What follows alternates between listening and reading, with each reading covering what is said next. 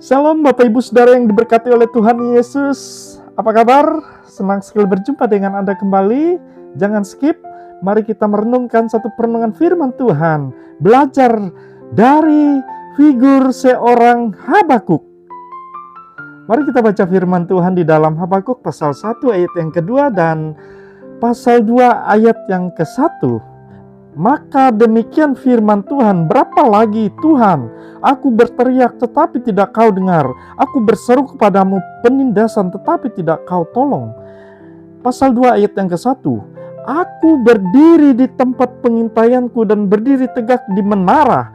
Aku mau meninjau dan menantikan apa yang akan difirmankannya kepadaku dan apa yang akan dijawabnya atas pengaduanku. Bapak Ibu Saudara yang dikasihi oleh Tuhan Yesus, ada kalanya dalam hidup ini kita mengalami masa-masa di mana Tuhan tidak masuk di akal.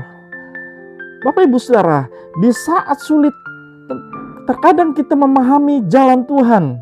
Dalam keadaan seperti itu, pertanyaannya kenapa? Berapa lama lagi? Seperti yang dijeritkan Habakuk, sering kita ulang, Bapak Ibu Saudara. Kita juga perlu memahami bahwa Tuhan adalah Tuhan yang kekal. Dia yang tahu kapan waktu terbaik untuk menolong saya dan Bapak Ibu Saudara. Makanya kalau kita memperhatikan di dalam Alkitab, Bapak Ibu Saudara, maka justru ketika Tuhan tidak masuk di akal sehat kita, maka Dia sementara sedang menuntun kita kepada sesuatu yang ajaib. Yusuf ketika mendapatkan impian yang luar biasa dari Tuhan di Mesir, Bapak Ibu Saudara, tetapi waktu dia dimasukkan ke dalam sumur yang kering oleh saudaranya, bahkan dijual kepada budak, difitnah, dipenjara, dilupakan, dia pasti merasakan bahwa Tuhan tidak masuk di akalnya, Bapak Ibu Saudara. Tetapi itu justru jalan Tuhan untuk mengangkat Yusuf menjadi orang nomor 1 di Mesir sesudah Firaun, Bapak Ibu Saudaraku. Waktu Habakuk juga mengeluh kepada Tuhan karena keadaan tidak masuk akal itu yang dia alami, Bapak Ibu Saudaraku. Maka Tuhan menyuruh dia untuk menunggu dan diam, Bapak Ibu Saudaraku. Kalau kita baca di dalam Habakuk pasal 2 ayat yang ke-1 ini, di sana mengatakan, aku berdiri di tempat pengintaianku dan berdiri tegak di menara. Aku mau meninjau dan menantikan akan firman-Nya kepadaku dan apa yang akan dijawabnya atas pengaduanku. Bapak Ibu Saudara yang Tuhan Yesus berkati, kita perhatikan sikap seorang Habakuk sementara dia menunggu. Apa yang dia lakukan? Yang pertama, dia berdiri, Bapak Ibu Saudara. Makna kata berdiri ini tentu menunjukkan suatu sikap kewaspadaan seseorang. Dan yang kedua, Bapak Ibu Saudara, apa yang Habakuk lakukan? Di tempat yang benar. Dia berdiri di tempat yang benar. Tuhan menempatkan kita di tempat-tempat tertentu, Bapak Ibu Saudara. Di dalam keluarga, bahkan di bangsa, bahkan di gereja, bahkan di tempat kerja atau sekolah. Biarlah kita menjadi berkat di tempat di mana Tuhan mengizinkan kita tinggal di dalam kondisi tersebut, Bapak Ibu Saudara. Yang ketiga, apa yang Habakuk lakukan di dalam kehidupannya? Dia berada di tempat menara. Tempat menara adalah tempat yang tinggi, Bapak Ibu Saudara. Ini berbicara tentang sudut pandang. Kalau kita melihat segala hal melalui sudut pandangannya Tuhan, Bapak Ibu Saudara, maka kita bisa akan merasa tenang. Bapak Ibu Saudara, yang keempat, apa yang Habakuk lakukan? Dia mendengarkan Tuhan berfirman. Firman Tuhan tentu adalah sesuatu yang bisa mengubah keadaan kehidupan kita.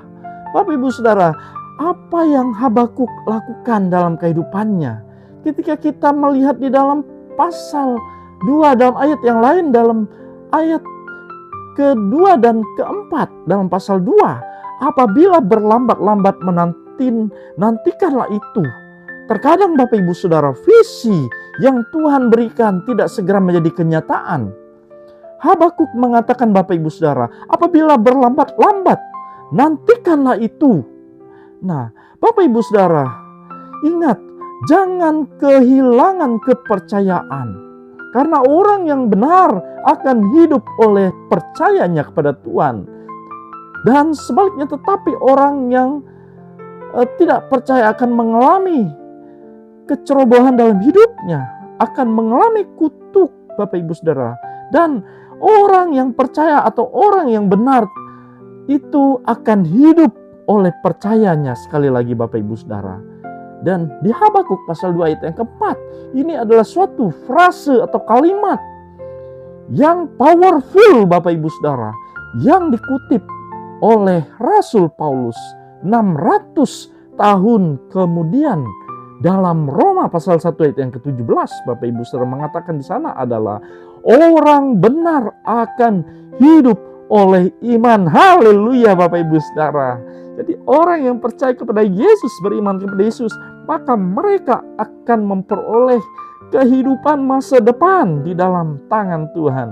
Bapak Ibu Saudara, sebagai penutup, jika ketika Tuhan tidak masuk di akal kita, biarlah kita tidak kehilangan kepercayaan kita kepada Tuhan. Suatu saat pengetahuan Tuhan akan memahami bumi seperti air menutupi lautan Bapak Ibu Saudara. Jadi biarlah kita tetap percaya bahwa Tuhan itu baik. Dia punya rencana yang fantastis untuk saya dan Bapak Ibu Saudara. Terpujilah Tuhan, mari kita berdoa. Bapa, terpujilah namamu. Kami mengucap syukur Engkau sudah menyapa kami melalui firman-Mu yang indah. Betapa penting kami harus belajar dari kehidupan seorang Habakuk. Bagaimana dia hidup benar di hadapan Tuhan, berdiam diri dan berwaspada di dalam Tuhan. Dan dia mendengarkan firman Tuhan, melakukan firman Tuhan dalam kehidupannya, maka dia diberkati. Maka dia dikatakan orang yang dilindungi oleh Tuhan, yang mengalami kehidupan yang fantastis di dalam Tuhan. Terima kasih Tuhan, karena Engkau Allah yang superior di dalam kehidupan kami. Allah yang mengasihi kami, Allah yang memberkati kami, orang yang percaya beriman kepadamu. Terima kasih Bapa di sorga, ini doa kami, pengucapan syukur kami, mengucap syukur untuk firman-Mu yang telah meneguhkan kami di dalam nama Tuhan Yesus. Semua yang percaya kepada Tuhan Yesus sama-sama dengan saya katakan, amin, amin. Bapak Ibu Saudara yang diberkati oleh Tuhan, tetaplah setia di dalam pendengaran Anda kepada firman Kristus yang senantiasa menuntun kita kepada jalan kehidupan. Tuhan Yesus memberkati. Shalom.